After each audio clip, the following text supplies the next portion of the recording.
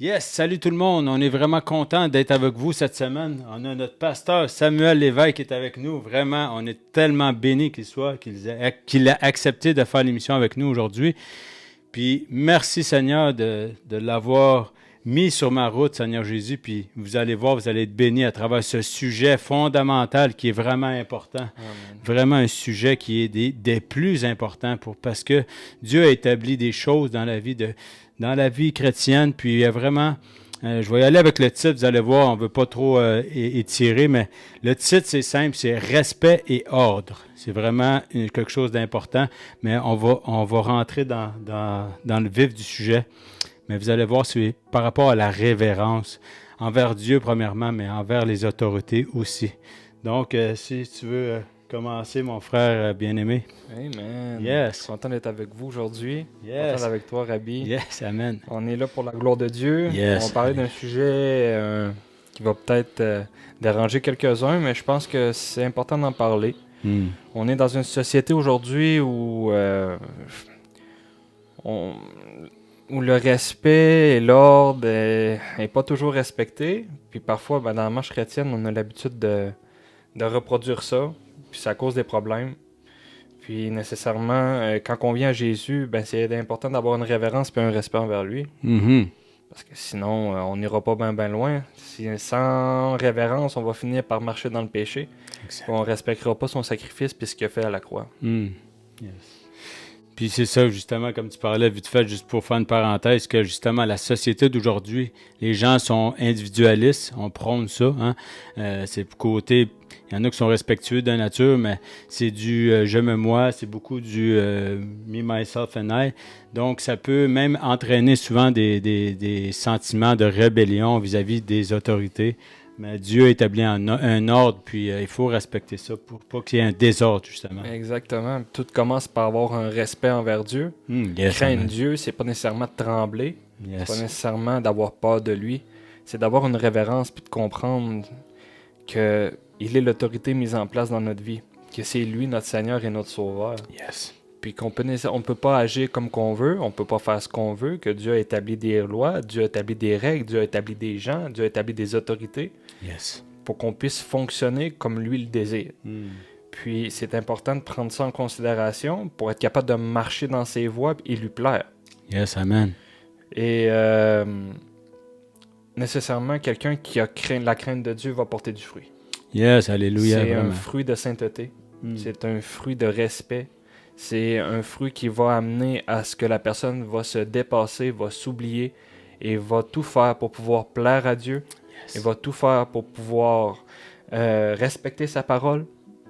Puis, nécessairement, tu vas reproduire ce qui se passe dans ton lieu secret. Donc, si tu as la crainte de Dieu, tu as le respect de Dieu, que tu as une intimité personnelle avec lui, nécessairement, tu es censé respecter les autorités mises en place dans l'Église. Yes, vraiment. C'est Dieu qui a instauré chaque personne qui sont établies. Souvent, il y a beaucoup de gens que des fois, on ne se rend pas compte des personnes que Dieu a mis sur notre route. C'est pas le fruit du hasard. Il y a des gens qui sont là établis pour nous enseigner, pour nous encourager, pour nous élever, ainsi de suite. Souvent, on parle d'une marche chrétienne, mais la marche chrétienne se fait avec Dieu, premièrement. Mais Dieu met des personnes en place pour pas qu'on parte de tout bord, de côté, excusez-moi l'expression, puis qu'on parte désarmé et sans aide, finalement. C'est vraiment ça. C'est vraiment ça. Puis, je trouve que c'est quelque chose qui est une problématique dans le corps de Christ aujourd'hui.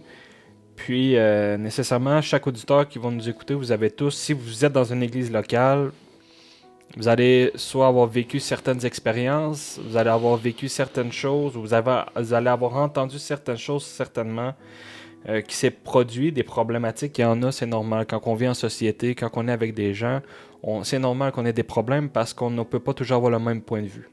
Mais comment régler le problème, ça, c'est une autre chose. Puis c'est là où la révérence envers les autorités prend place. Puis quand c'est vraiment bien établi dans la vie de quelqu'un, nécessairement, elle elle va régler les problèmes différemment que quelqu'un qui est dans le monde, qui va dire just too bad, puis garde, qui s'organise avec ses problèmes, puis finalement, ça cause plus de dégâts que d'autres choses, tu sais.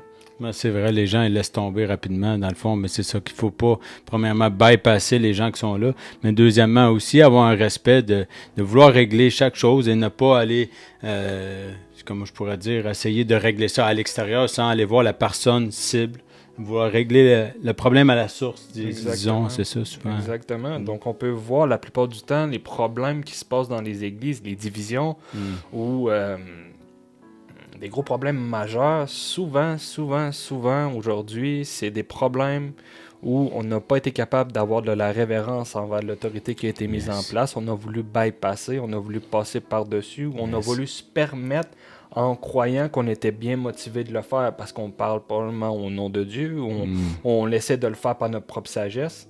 Mais si on regarde dans l'encontre vis-à-vis de la parole de Dieu, il y a plusieurs endroits où on peut voir des gens qui ont manqué de respect envers les autorités, on peut voir des gens qui ont eu du respect, puis on était capable de voir le fruit en conséquence, puis on se rend compte qu'il y a une manière de faire pour pouvoir être capable d'avoir la paix dans l'Église. Puis c'est pas parce qu'on n'a pas nécessairement tous les mêmes points de vue ou qu'on n'est pas d'accord avec ce que la personne, le pasteur ou l'autorité qui a été mise en place dans l'Église, que c'est censé être le bordel. Il y a une manière de procéder saine. Exact. Puis je pense que c'est important d'en parler. Ouais. Je pense que c'est ça. Je pense que c'est... je vais vous donner un exemple. Si vous êtes dans une église où vous n'êtes pas en accord avec le visionnaire, parce que vous savez que chaque église a leur couleur. Même si on est tous là pour gagner les âmes, même si on est tous là pour chasser les démons, guérir les malades, accomplir l'œuvre de Jésus-Christ, en partageant son message, chaque église a une certaine vision et un procédé, puis ça peut différer, comme je dis, peu importe dans quel endroit tu vas aller. Puis, normalement, quand Dieu met un visionnaire en place, que ce soit un pasteur, un apôtre ou une personne dirigeante dans l'Église, Dieu, normalement, a donné une vision. Exact. Puis, cette vision-là, ça doit être soutenue par tous les gens, la congrégation, tous les gens qui sont dans l'Assemblée, pour pouvoir faire avancer les plans de Dieu à travers l'Église locale. Si tu n'es pas en accord avec ce qui se passe, ou que tu as d'autres couleurs, tu as différentes saveurs, on est tous différents, pour pas causer de problèmes, ou que si tu crois pas à la doctrine, parce qu'il y a plusieurs mouvements chrétiens aujourd'hui, que ce soit baptiste, pentecôtiste, puis les doctrines parfois peuvent différer.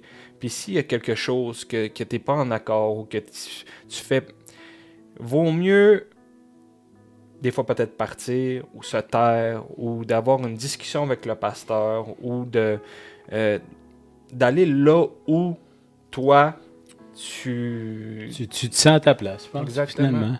Mais tu sais, tu parlais de sagesse, là, je vais revenir là-dessus parce que c'est vraiment important, parce que c'est justement la sagesse de régler avec les personnes directement, ou la sagesse d'aller prier dans le lieu secret, d'aller voir Dieu avec ça souvent. Peut-être qu'on n'a peut-être pas la même vision, mais souvent on va dans le lieu secret, puis Dieu nous révèle la même vision. Exactement. Puis finalement, on vient juste s'aligner avec les gens pour qu'on puisse marcher tous du même sens. Pas que ça soit des contre-courants, un qui tire les autres d'un courant ou semer la division, parce que souvent on voit les dommages que ça cause, puis ça peut être sur des années. Parce qu'exemple, on voit les travaux des gens qui sont là établis, les anciens, les pasteurs, les apôtres travaillent d'un sens, puis tu en as par en dessous qui viennent comme défaire ce que les gens ont établi, puis je pense que ça cause beaucoup de dommages. Mais j'ai juste un verset ici par rapport à la sagesse, puis rapidement, tu en as parlé tantôt, Proverbe 9:10 dit « La crainte de l'Éternel est le commencement de la sagesse ». Donc, il faut toujours s'en remettre. Premièrement, la sagesse des hommes n'est pas la sagesse de Dieu. Puis deuxièmement, s'en remettre à Dieu toujours. S'il y a quelque chose qui me dérange, moi, je vais dans mon lieu secret avant. Puis après ça, peut-être là, les mots, peut-être Dieu va éclaircir certaines choses avant de, excusez-moi l'expression, de foutre la zizanie ou foutre le bordel. Puis ensuite, je vais aller voir Dieu. Mais là, le mal est déjà fait souvent. Exactement. De réparer les pots cassés, on est mieux d'aller dans le lieu secret en premier. Tu sais, souvent, quand on a des problèmes, la personne peut être bien intentionnée ou mal intentionnée. Ça dépend du cœur. Mais ça arrive que la personne a voulu être bien intentionnée et le faire au nom de Dieu. Exact. Mais il y a un ordre dans la manière de le faire. Puis finalement, ça peut apporter plus de problèmes que d'autres choses. Puis je peux comprendre qu'au Québec, on est dans on a été impacté par le catholicisme. Mhm. Puis, il y a plusieurs années, qui datent de pas si longtemps que ça, ben, il y a eu de l'abus vis-à-vis des autorités où les prêtres pouvaient venir dans les maisons puis obliger à la femme d'avoir des enfants. Puis, tu sais, on comprend ça, qu'il y a eu des abus au niveau de l'autorité, puis que même l'Église catholique avait presque autant de pouvoir que le gouvernement exact, c'est environ une génération. Exact, c'est vrai. Donc ça a causé peut-être aujourd'hui un dégoût. Ça a causé ben des problèmes, ou même, comme tu as dit, qu'on est dans une société où c'est du je me moi. Exact. Puis le problème, c'est quand on devient chrétien, c'est qu'on n'est plus là pour nous, on est là pour les autres. Les autres, il faut s'oublier. Donc c'est complètement le contraire de ce qu'on a appris dans la société moderne d'aujourd'hui. Puis parfois, on peut arriver avec des blessures, on peut arriver avec un bagage, puis on arrive avec ça à l'église, puis on perçoit des choses qui ne devraient pas... La perception n'est pas bonne parce que tu vas l'avoir à travers tes blessures, tu vas l'avoir à travers ton vécu, tu vas l'avoir parce que... Tu sais, ça peut vraiment déranger, ça. Tu sais. Vraiment, parce qu'il y a un filtre, justement, qui vient erroner la vision, finalement, puis à travers nos blessures, finalement, ça vient toucher à des cordes sensibles, puis finalement, tu sais, ça peut aller, tu parlais de dégoût envers les autorités, c'est envers les gouvernements aussi, envers même, ça peut aller jusqu'à un esprit de rébellion, donc les gens, ils ont ça ancré en eux, depuis qu'ils sont adolescents, qu'ils ont grandi, ils ont ça instinctivement à l'intérieur d'eux. Mais que ça soit, non, je te respecte, je vous respecte, je respecte les autorités. Mais dans le fin fond, on peut voir qu'il y a quelque chose qui résonne. Qu'à chaque fois qu'il y a quelque chose, une corde sensible qui vient, qu'on touche quelque chose, c'est comme si, non, tu viendras pas me contrôler, là, tu comprends? Exactement. C'est comme, on a une peur d'être contrôlé, puis c'est vrai qu'au Québec, c'est vrai, puis regardez, c'est triste. Mais on voit les répercussions encore dans le corps de Christ, mais aussi dans la province du Québec, du Canada, même dans d'autres pays aussi, sûrement, mais c'est toujours relié aux blessures. Mais si on va encore là au lieu secret, c'est toujours Dieu qui va venir nous réconforter, nous dire non, regarde. C'est complémentaire. C'est ça, c'est complémentaire. C'est, regardez, si on a une révérence envers Dieu, si on a une habitude d'aller dans le lieu secret pour aller chercher notre réconfort, Dieu va nous dire non, regarde, c'est moi qui l'ai établi. Il reste avec lui, regarde. Peut-être tu comprends pas maintenant, mais regarde, c'est là, je veux que tu restes là. Tu es au bon endroit. Moi, je pense nécessairement que l'intimité avec Dieu est la source de tout. Yes. Donc, parfois, on peut voir en surface, mais le problème découle majoritairement à cause de l'intimité. Puis à cause qu'on veut pas, on a parfois peut-être avoir un côté rebelle, de l'orgueil, qu'on ne va pas laisser place. Puis quand l'orgueil est là, Dieu a bien de la misère à faire son travail. Fait qu'il faut des fois s'abandonner et dire, Seigneur, qu'est-ce que tu veux me dire? C'est vraiment ça. Où ce que je voulais en venir, c'est que... comment est-ce que je pourrais bien dire ça? C'est toujours les mêmes patterns qu'il y a. Aujourd'hui... Pourquoi est-ce que les autorités, que ce soit dans la plupart des églises d'aujourd'hui, c'est parce que les gens se nourrissent d'un peu partout. Exact. Puis, le pasteur sur YouTube, il a dit, ou lui a dit ça, puis lui a dit ça, au lieu de se conformer nécessairement à la personne que Dieu a mis dans ta vie, dans ton église locale, qui devrait d'abord être prime abord. Parce que si normalement, si tu utilises la parole de Dieu comme guide, il faut quand même avoir une certaine confiance. Puis un des problèmes, pourquoi est-ce qu'il y a un manque de respect envers l'autorité, c'est qu'ils ont un manque de confiance. Exact. Ça, c'est un des problèmes qui revient régulièrement. C'est qu'ils ne sont pas capables d'avoir confiance devant la personne qui est établie. Qui est là, exactement ça. Ou parfois, ça peut être un désaccord avec des décisions envers l'autorité. Puis à cause d'une mauvaise décision, ou des fois, c'est pas nécessairement une mauvaise décision. Selon ton point de vue, ça peut être une mauvaise décision. Exact. Mais lui, il sait où il s'en va.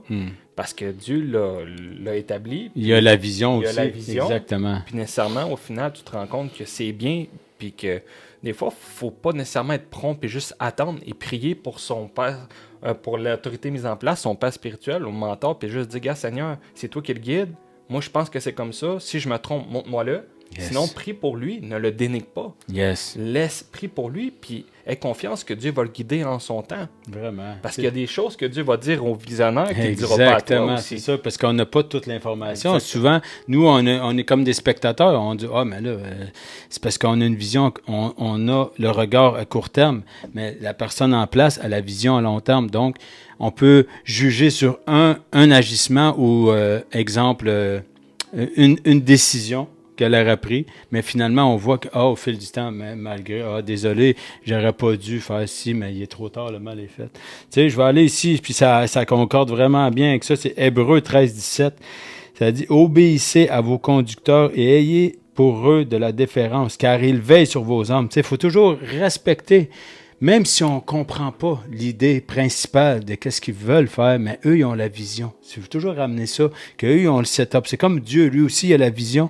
Donc, souvent, on ne comprend pas tout, mais il faut avoir la foi. Il faut avoir la foi, la même chose avec les autorités qui sont là, de dire, regardez, je comprends, je n'ai pas toute l'information, mais je respecte parce que je suis à la bonne place. Dieu me l'a déjà révélé, donc je lui fais entièrement confiance. Je marche avec lui.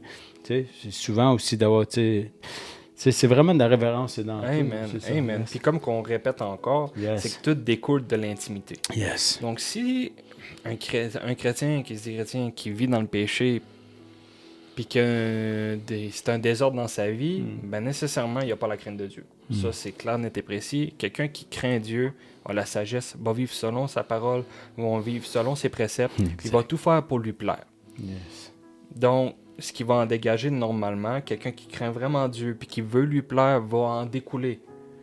Donc, déjà, à la base, soit la personne qui ne respecte pas Dieu simplement par ses principes de la parole en décidant de vivre dans le péché, ben faut pas s'attendre qu'il y ait de la révérence envers quelqu'un dans l'église ou quelqu'un qui est mis en place. Ça, c'est sûr. Exact. Et sinon, il y a la deuxième phase où on voit des gens qui, pour autant, essayent de vivre d'une manière saine, mais qui n'ont pas de respect envers l'autorité, c'est qu'il y a quelque chose, il y a un manque. Puis encore là, la source, c'est ton intimité avec Dieu. Parce que l'un ne va pas sans l'autre. Si tu respectes Dieu, tu vas respecter la personne qui parle en son nom. Yes, amen. Un va pas sans l'autre. Puis, je me dis que si tu as des problèmes vis-à-vis ça, des fois, c'est possible que ce soit la faute de l'autorité mise en place. Ça existe de l'abus. Et oui, ben oui, l'abus, ça existe. Il y en a qui abusent de leur autorité. Oui. Écoute, moi, je fais l'œuvre de Dieu en Afrique, puis je peux vous dire que ça existe, là. Ça existe. Il y en a qui viennent toquer à la porte chez vous pour dire le pasteur vient, puis il vient te dire hey, t'as pas donné ta dîme. Ou, tu sais... plusieurs principes comme ça que je pourrais dire qui vous ferait friser les cheveux, mais c'est juste pour dire que ça existe de l'abus. Il faut rester ouvert, à comprendre, puis avoir les yeux ouverts, puis voir qu'est-ce qui arrive. Il faut toujours... En fait, il faut faire confiance à Dieu. Yes. OK? Puis si vous voyez que votre pasteur ne vit pas conforme à la parole de Dieu, posez-vous des questions. C'est toujours la parole de Dieu qui est notre guide. Amen. Yes, amen. Mais si votre pasteur craint Dieu, l'autorité mise en place craint Dieu et vit selon la parole de Dieu, que c'est important pour lui, la sagesse de Dieu, non la sagesse des hommes, alléluia. Ben, vous êtes déjà sur la bonne voie, puis je pense que vous devez apprendre à faire confiance à ces gens-là. Yes, vraiment. Puis le respect, on revient à respect puis révérence. Tu sais, je pourrais dire respect pour certaines personnes, peut-être ça rentre mieux. Mais dans le respect, il y a l'amour. Donc, si on aime Dieu, si on a une intimité, si on a la révérence, si on a le respect, ben on va vouloir marcher selon ses voies. Amen. Donc, on va vouloir respecter l'ordre qui est établi. Dieu, c'est un Dieu d'ordre. C'est pas un Dieu de désordre. Même dans l'Ancien Testament, il a établi des gens, comme c'est ça que je vais te laisser d'en citer plusieurs, des versets, puis même des passages qui sont très bien définis. On voit clairement comment Dieu il a toujours fonctionné de la même manière. C'est pas un Dieu que, je vais tourner sur un 10 cents, ou excusez-moi l'expression, je vais faire un 180, aujourd'hui je marche d'une façon, demain je marche d'une autre façon. Non, c'est établi, c'est très bien ficelé, c'est un ordre bien pour que chaque personne ait sa place, son rang. Et comme ça, c'est Dieu en premier, les autorités en place, et ainsi de suite. Donc, pour pas qu'il y ait un désordre. Amen. Ben, écoute, je vais parler d'une histoire qui est dans la parole de Dieu. J'ai médité là-dessus. Lorsque tu prends vraiment le temps de méditer, je pense que ça va pouvoir vous aider de faire une introspection sur votre vie, mais ce qui peut être aujourd'hui dans l'Église. Vous allez pouvoir voir certaines situations selon votre vécu, selon votre bagage, selon ce que vous avez entendu. Vous savez, dans l'Ancien Testament, Dieu parlait à travers des prophètes. Puis, les prophètes étaient établis pour parler en son nom, souvent pour donner des jugements, donner des avertissements, pour amener les gens à se repentir.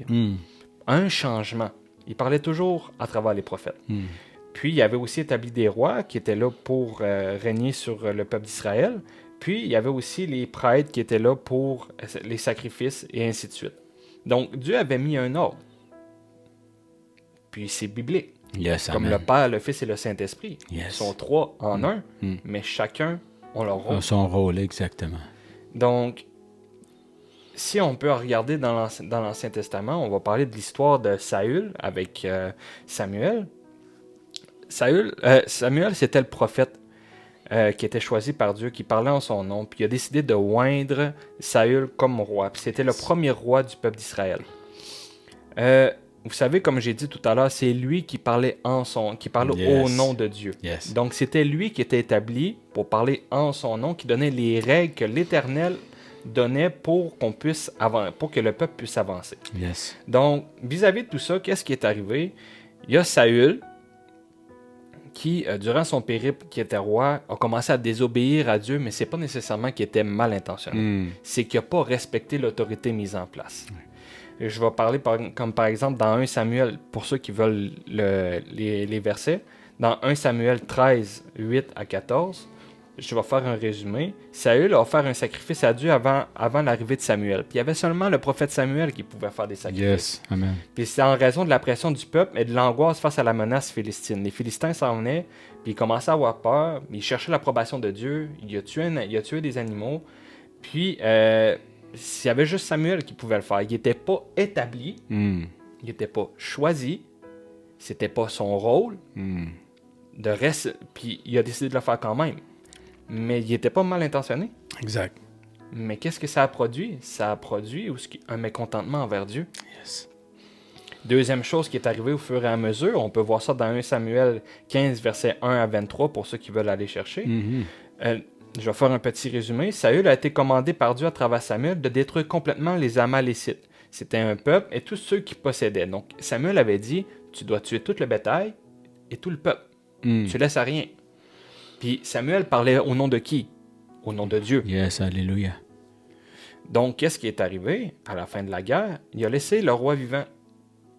Puis, il a pris le meilleur du bétail, puis il a dit, ben écoute, je vais faire un sacrifice à Dieu.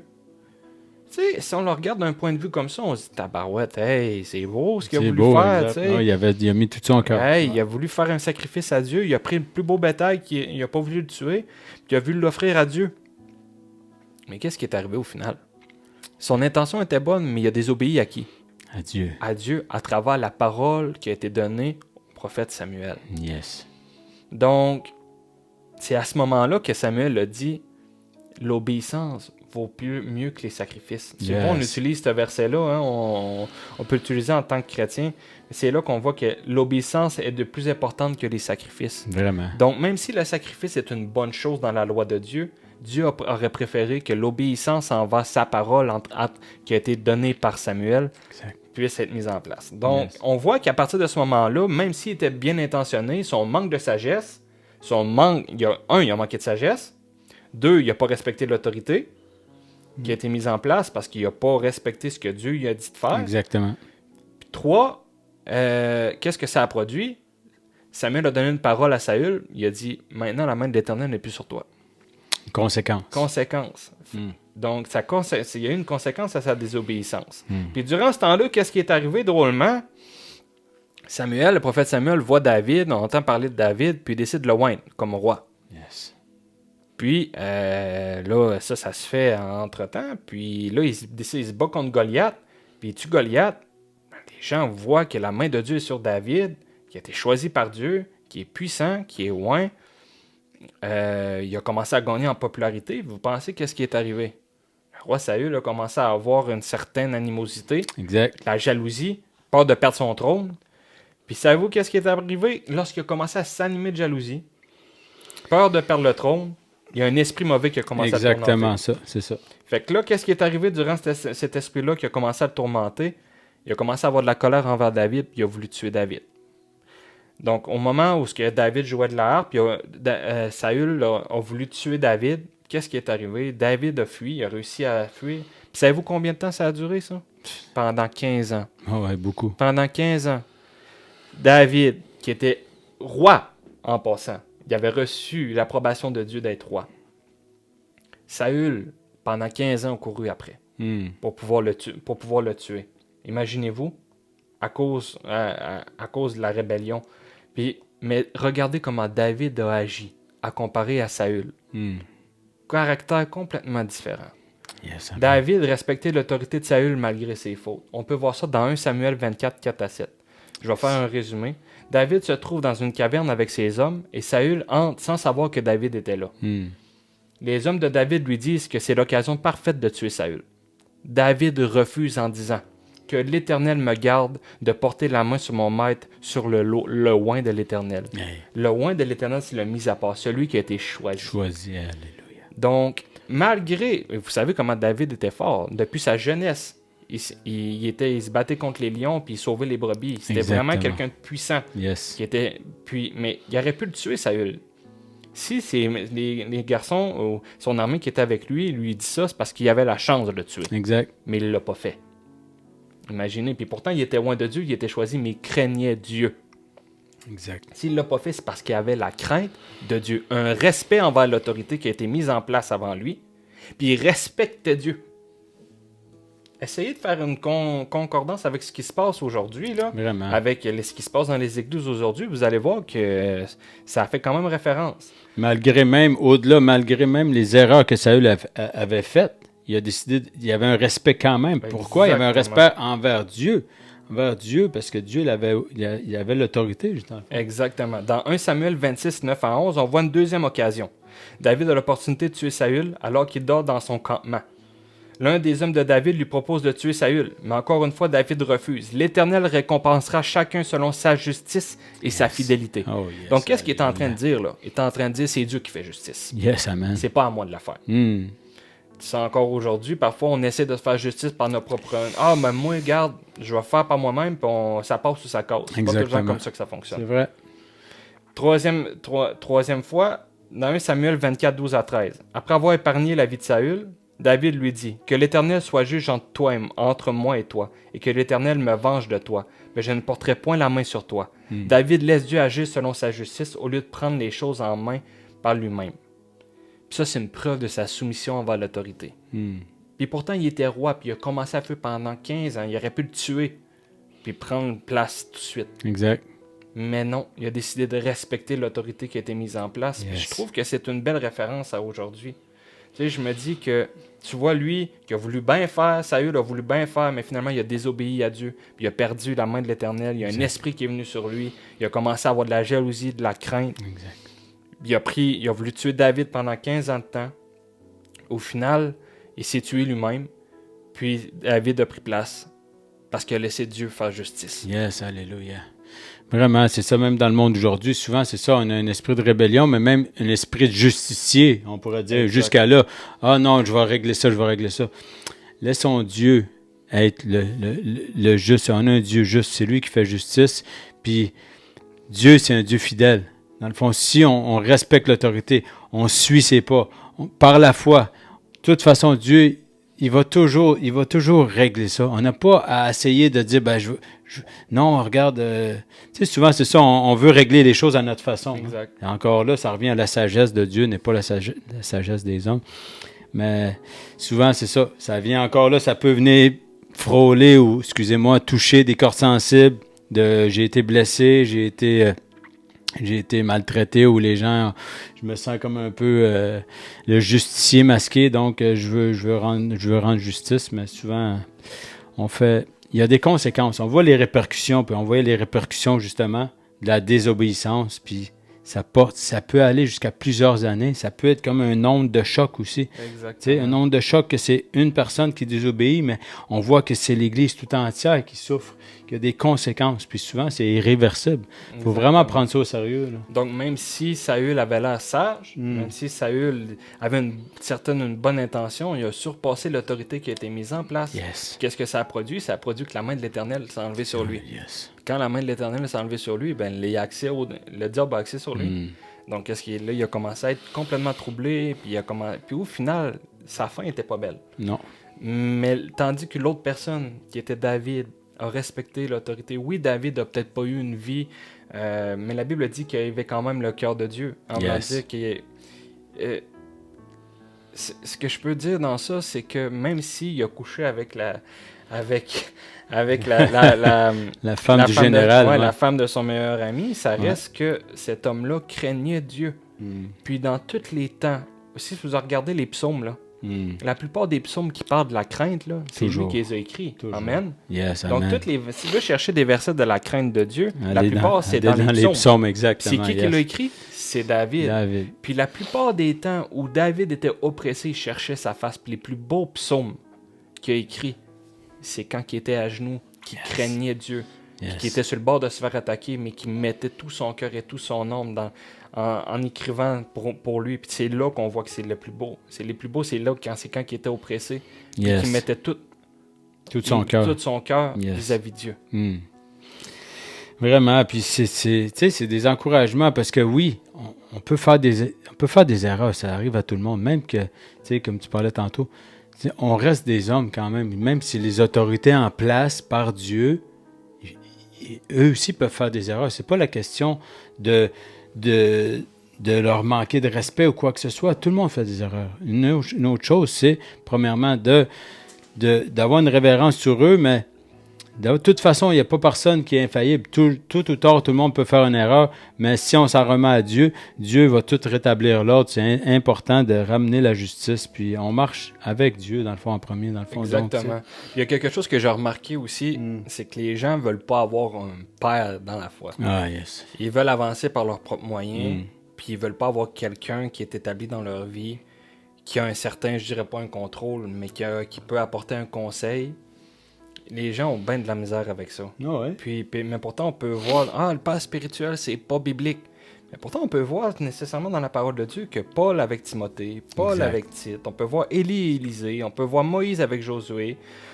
Il y a plein de fois où est-ce qu'on peut voir quelqu'un qui semait dans la vie de l'autre Yes. et qui permettait à ce que la personne puisse croître spirituellement Yes, et de alléluia. marcher dans les voies de Dieu. Yes, mais de toute Donc, façon, ça nous prend des guides. il en faut. Tu sais, c'est exactement C'est la biblique. poche. Exactement, ça nous prend des guides. De toute façon, puis ça revient encore à la société d'aujourd'hui, qu'on voit qu'il y a un désordre même dans les familles, que tu sais, les enfants, regardez, là, on dit la vérité, là, c'est pas tous les enfants, une chance, mais les enfants, ils ont plus de respect pour leurs parents. Donc, on voit très bien ce qui se passe dans les églises. Tu sais, ça vient automatique. C'est comme si, dis-moi comment tu vis, je vais te dire comment tu vas réagir. Tu sais, il y a une façon. Mais Vraiment. c'est vrai. Des fois, souvent, on se fait donner des conseils, mais je sais pas c'est dans quel proverbe, mais tu sais, celui qui prend les conseils est un homme avisé, dans le fond. Tu sais, les personnes sont là, probablement qui ont vécu les mêmes choses. C'est pas des directives dans le sens nous donner des ordres comme un policier. C'est plus, regarde, j'ai déjà fait ça. Tu devrais peut-être essayer de faire autrement, tu sais, juste pour pas que tu tombes. Tu sais. Donc, souvent, c'est par amour. Puis c'est pas souvent. La plupart du temps, c'est par amour qu'ils sont là. Puis les personnes, ils pourraient faire autre chose. Là, tu sais. Ils sont là pour nous. Vraiment. Puis si vous en avez... Tu sais, je pense que, normalement, quand tu es dans ton église locale, la personne qui devrait être ton père spirituel, qu'on peut utiliser ce mot-là, mais si vous aimez pas un mentor ou quelqu'un qui est là, qui est établi pour pouvoir t'aider, normalement, c'est cette personne-là qui est en premier. Par la suite, peut-être que ça peut changer avec le temps. Peut-être que Dieu va mettre d'autres personnes dans ta vie durant ta marche chrétienne. Puis, je pense que c'est chaque personne-là, il y a quelque chose qui doit être important vis-à-vis les leaderships, vis-à-vis les leaders Yes. et vis-à-vis nous en tant que croyants. Yes. On doit être capable de faire la différence entre lorsqu'on parle entre amis Yes, c'est très important. et lorsque ils parlent au nom de Dieu. Yes, alléluia. Parce que vous savez qu'il y a quand même un couteau à double tranchant lorsqu'on s'approche d'un leader. Mm. Qu'est-ce qui arrive, c'est que si on n'est pas capable de faire, on n'est pas assez mature, on n'est pas capable d'avoir la sagesse pour comprendre qu'on est quand il parle puis on rigole, quand on a du fun avec, et quand il commence à parler au nom de Dieu pour te donner un conseil. La ligne est mince, mais il faut être capable de faire la différence entre Vraiment. les deux, parce que sinon tu seras plus capable d'apprendre, tu seras plus capable de le prendre au sérieux, puis que lorsqu'il va te donner un conseil, tu vas le prendre à la tu vas le légère. prendre à la légère, puis Exactement. c'est pas bon. C'est vrai. Donc, vis-à-vis les leaders doivent aussi se protéger vis-à-vis ça. Oui, exact. Mais ceux et celles qui, si vous êtes proche d'un leader, si vous travaillez auprès, vous êtes dans le leadership, vous êtes dans un groupe d'anciens, vous êtes pasteur, assistant pasteur, ou que vous travaillez, vous êtes en formation, Yes, amen. peu importe de quelconque manière, dans les autorités, si vous êtes proche des autorités mises en place dans l'Église, veillez sur vous-même. Oh, yes. Veillez à votre comportement. Mm. Veillez à la manière dont vous les considérez. Yes. Veillez à la manière dont vous vous comportez envers eux. Et veillez toujours sur votre cœur pour toujours avoir un respect avec eux. Yes. Quand la Bible dit, Jésus lui-même a dit, respecte ton père et ta mère. Yes. Mais drôlement, on dit, ah non, non, non, ce verset-là, il est utilisé pour dire que non, c'est ton père et ta mère de sang. Mais pourtant, il y avait un disciple, il y avait quelqu'un qui était venu le voir, puis il avait dit, hey, ton père et ta mère, puis tes parents, puis sont là, tes frères sont là. Puis il a dit, ouais, mais mon frère, ma mère, c'est ceux qui m'obéissent. Yes, alléluia. Donc, on voit que c'est beaucoup plus large qu'une histoire de sang. Donc, respecter ton père et ta mère, c'est la personne qui est mise dans ta vie, Yes. puis tu te dois de le respecter. Yes. Parce qu'il est là, établi par Dieu. La Bible dit que les 5 ministres sont établis par Dieu. Les 5 Yes. ministères sont établis par Dieu. Alléluia. Donc, On peut pas aller contre ça. on ne peut pas aller contre Puis ça. si vous avez peut-être, s'il y a des gens qui ont peut-être de la difficulté avec ça, je reviens encore au lieu secret, allez voir Dieu, allez prier là-dessus. Peut-être Dieu, demandez à Dieu, Dieu, est-ce que tu pourrais me montrer ou montre-moi comment honorer peut-être ces gens-là qui sont établis devant moi. Peut-être, tu sais, il y a l'honneur, oui, de respect, mais il y a un autre honneur aussi de révérence. C'est au-delà du respect dans le sens de Seigneur, regarde, j'ai de la misère à saisir ça. J'ai toujours été un solitaire, j'ai pas eu de famille, tu comprends? Mais allez dans le secret, Dieu va vous révéler ces choses-là parce que c'est son corps, dans le fond. C'est Dieu, il veut ces choses-là. Dieu aime ces choses-là. Donc, il va vous révéler ces choses-là. Donc, il faut vraiment que ça vienne du cœur. Quand on rend honneur à quelqu'un, ça vient du cœur toujours. C'est pas une question de tête, puis c'est pas parce que les autres le font. C'est pas parce qu'il m'a dit de le respecter. Non. Tu sais, regardez, il faut vraiment toujours une question de cœur. Puis Dieu aime ça quand ça vient du cœur. C'est comme ça. Dieu agrée ces choses-là. Ça lui plaît. Vraiment. Puis si tu sais qu'en dedans de toi, tu as de la difficulté avec ça, Yes. ben demande au Seigneur de te travailler. Yes. Puis prends du temps avec lui. Parce que d'une manière ou d'une autre, si tu ne travailles pas sur ce domaine-là, ça va finir par te fesser, man. Puis tu vas porter du mauvais fruit. Yes. Tu vas arriver peut-être une situation où tu ne sauras pas réagir comme tu devais réagir parce que tu avais un problème vis-à-vis de l'autorité. Yes. J'ai remarqué aussi, la plupart des gens, c'est facile de critiquer ceux qui sont mis en place. Et ouais. C'est vraiment facile de critiquer les pasteurs, de critiquer les ministres de Dieu qui sont mis en place dans l'Église, sachant pas nécessairement qu'est-ce qu'ils font dans leur vie. Exact. Ou Tu les sais coups, pas. ou les coups Tu qu'ils sais pas, reçoivent les derrière. Exactement. Tu sais pas qu'est-ce qui se passe dans sa vie. Exact. Au lieu de le critiquer, pourquoi tu pries pas pour lui? Yes, amen. Pourquoi est-ce que tu le tiens pas en prière? Alléluia. Pour que Dieu puisse continuer à le guider, à le rafraîchir, puis continuer à guider le peuple de Dieu. Yes, Parce qu'un ouais. pasteur, c'est un berger. Un berger, ça guide les brebis. Yes. Donc, on voit que c'est quelque chose qui est très important. Et priez pour vos autorités qui sont mises Vraiment. en place. Oh, Pas yes. simplement, vous pouvez prier pour votre gouvernement. La Bible dit qu'on doit le faire. Yes. Amen. Yes, Mais amen. priez aussi pour les leaders qui sont mis en place dans l'Église. Yes. Parce qu'on vit tous des défis. Puis on est les premiers à manger des contre-coups. Yes. Les premiers. Yes. Mais justement que tu me reviens avec les autorités, puis une parenthèse, parce que dans le monde qu'on vit actuellement, en 2024, on voit ce qui se passe à des vitesses démesurées, les gens, c'est facile. Arriver, ouais, mais le gouvernement, tatati, on pourrait trouver 100 000 cibles, on est capable. Mais Dieu a dit quoi? Il dit de prier pour les autorités, il dit de respecter l'ordre qui est en place. Dans le fond, de respecter les lois. C'est une chose aussi. Dieu, on n'a pas un Dieu de désordre.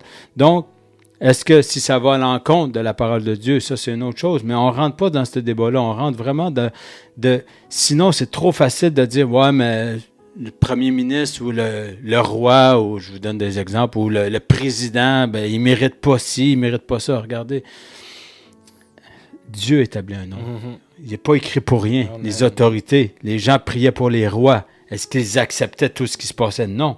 Mais il y a un ordre établi. Pourquoi? Pour qu'il y ait une paix dans le fond. Puis si on ne respecte pas, ça revient encore à ça, puis c'est important, si on ne respecte pas, mais on dit, ouais, ben je respecte Dieu, j'ai une révérence envers Dieu, mais lui, je ne le respecte pas. Mais c'est comme si on vient déshonorer Dieu, dans le fond. Tu sais, c'est envers Dieu, dans le fond, parce que c'est Dieu qui a honoré, qui a installé ces personnes. Exactement. Donc, on ne peut pas dire, ben, j'ai une révérence envers Dieu, puis pas respecter les lois et les autorités en place. Donc, il faut y aller dans le même sens. Là. Amen. Yes. Amen. Puis, je pense vraiment que par l'Esprit de Dieu, je pense que ça va vous toucher. Je pense que ça peut vous travailler. Vraiment. Le but, c'est pas de condamner personne. Yes, non. C'est de faire une introspection pour être capable de travailler dans ce côté-là, parce que je trouve que c'est une grande lacune. C'est vraiment une grande lacune. Surtout pays surtout occidental, mais je dirais encore plus au Québec. Je dirais encore plus au Québec, il y a quelque chose. On a peut-être un côté rebelle où on n'a pas envie de se faire dire quoi faire. Exact. Je pense qu'il faut travailler sur ça, mes frères et mes sœurs. Puis ça va permettre d'avoir un respect, ça va permettre à ce que tout puisse bien se dérouler. Puis, je vous le dis, si vraiment vous vivez de l'abus vraiment intense, c'est la même chose. Exactement, fuyez, c'est pas la même chose. Si il essaie du mieux qu'il peut de vivre selon conforme à la parole de Dieu et qui est ouvert au conseil, essayez toujours de prendre un temps, prier pour eux. Quand il y a quelque chose qui ne va pas passer par lui, passez pas par à droite et à gauche. Exactement. S'il y a quelque chose qui vous déplaît, ne laissez pas ça dans votre cœur. Dites-lui. Yes. Il n'est pas là pour vous. Il n'est pas là pour vous faire du mal. Au contraire, il est là pour vous aider à croître spirituellement pour que vous puissiez finir la course en vainqueur. Vraiment. Il n'y a pas les établis qui sont. Normalement, une autorité qui est mise en place par Dieu, il n'est pas là pour te détruire. Il est là pour t'élever, pour que tu puisses être capable de glorifier Dieu. L'édification, exactement. Donc, craignez Dieu, ça se passe dans le lieu secret, ça va se refléter chez les autres. Donc, nécessairement, c'est un point d'alarme. Si tu ne respectes pas l'autorité, c'est quelque chose qui ne marche pas. Oui, il y a un débalancement. Il y a un débalancement qui ne marche pas. Puis je pense encore que la source, c'est ton intimité personnelle. Oh, que oui, Exactement. Ça revient souvent à ça, mais vous allez voir, je sais que vous allez être bénis. Merci, mon frère. Puis je suis vraiment... C'est tellement un sujet qu'on aurait pu en parler des heures, mais on a été dans le vif du sujet très, très précis. Mais c'est facile à comprendre. Hein? Je pense, il n'y a rien de compliqué. Il y a un respect, il y a un ordre. Si on suit ce que Dieu dit, ça va tellement bien. Mais quand on essaie de mettre notre petit grain de sel, mais même si on a les meilleures intentions, mais si on désobéit en faisant pas la volonté, c'est là que tranquillement, on s'écarte. Puis après ça, la division, des répercussions, on voit des dommages souvent irréversibles, mais c'est plus des encouragements. On est là pour vraiment vous encourager. Puis regardez, honorez les personnes qui sont là. Dites-leur que vous les aimez. Puis dites-leur combien ils sont importants pour vous parce qu'ils sont là pour vous. Coûte que coûte, ils sont là jour et nuit. Ils travaillent. Des fois, ils prient pour vous. Vous ne savez même pas. Puis ils sont là dans le secret. Vous ne savez pas ce que les gens font pour vous. Donc, si Dieu les a établis, il y a une raison. Puis il faut aller vraiment dans le secret. Vous allez peut-être avoir une révélation. Mais les gens, ils sont établis pas par hasard. C'est Dieu qui les a installés. Exactement. Exactement. Puis, n'oubliez une chose que je veux dire aussi. N'oubliez pas que Jésus, oui, est votre ami, mais il est aussi votre roi. Oh, yes. Ça veut dire quoi? C'est que on est sous la grâce, mon frère. Je peux vivre comme je veux. Jésus est mon ami. Jésus m'aime, peu importe. Écoutez, Jésus est votre roi. Vous devez avoir une révérence envers lui. Vous pouvez être proche de lui. Vous pouvez rire avec lui. Vous pouvez avoir une intimité personnelle. Mais Dieu aussi, quand il corrige. C'est la même chose avec les autorités mises en place. Tu peux avoir du plaisir, tu peux rire et rigoler avec la pasteur ou les autorités mises en place. Mais n'oublie pas que lorsqu'il parle au nom de Dieu, prends-le au sérieux. Amen. Parce qu'il est fait pour semer dans ta vie. Amen. Amen. Il y a un temps pour chaque chose. Alléluia. Alléluia. On peut voir dans Psaume 119, verset 130, la révélation de tes paroles est claire.